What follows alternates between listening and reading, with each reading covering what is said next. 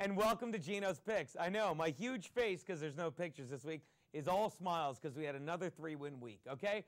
Getting our way back there, 12-13, 48%.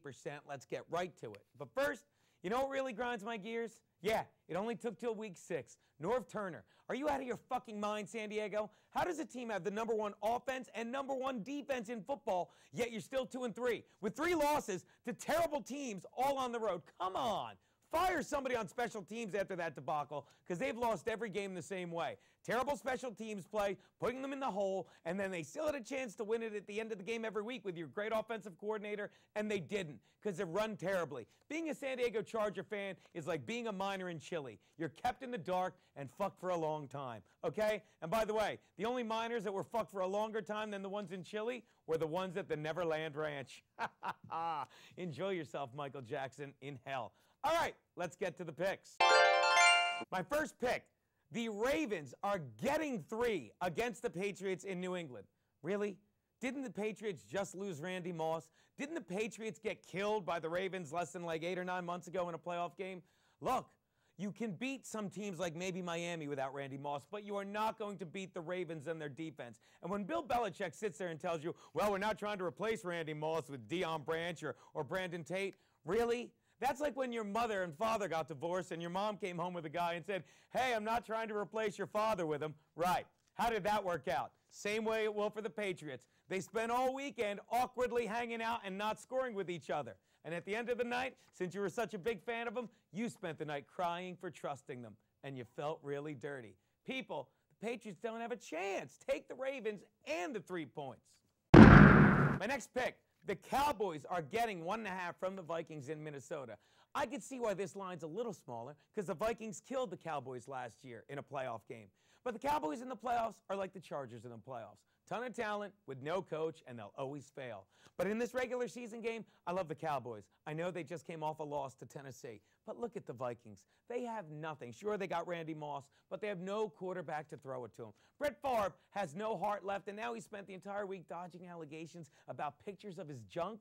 Come on. You know what? It's funny because these two teams remind me of 2 little boys comparing their junk. You know, remember you used to do that? It's like a white kid and a black kid. Well, I got good news and bad news. The bad news is for both of you, things are going to get a lot hairier. Am I right?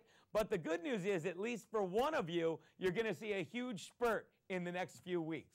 And that would be the Cowboys. I think they're really going to turn it on. I think come postseason, Brett is finally going to be home retired, and I think Tony Romo is going to be working on his next playoff loss.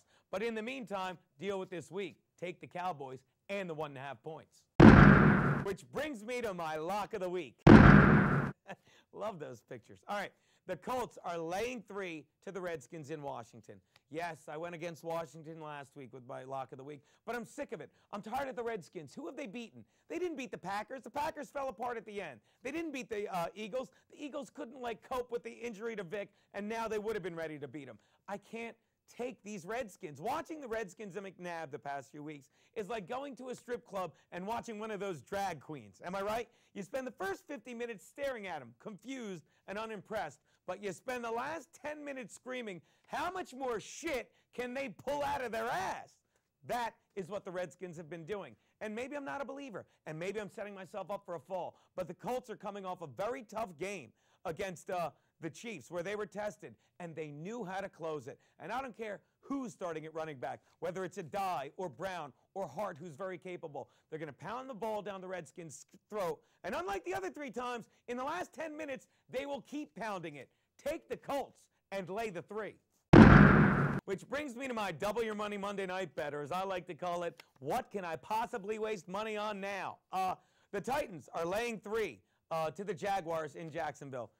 Fitting that the Titans are flying south for this game, because I don't care what you say about the Jags. They've been doing nothing but heading south. Oh, they won last week against the Bills. Really? Now they have to play an NFL team, okay? And don't tell me they're doing really well. And I'm tired of hearing David Garrard. He's not good. He's not a good real quarterback, and he's not a good fantasy quarterback. In fact, if you Google the words fantasy, failure, and Garrard, you know what? His picture comes up just before the picture of Gil Gerard.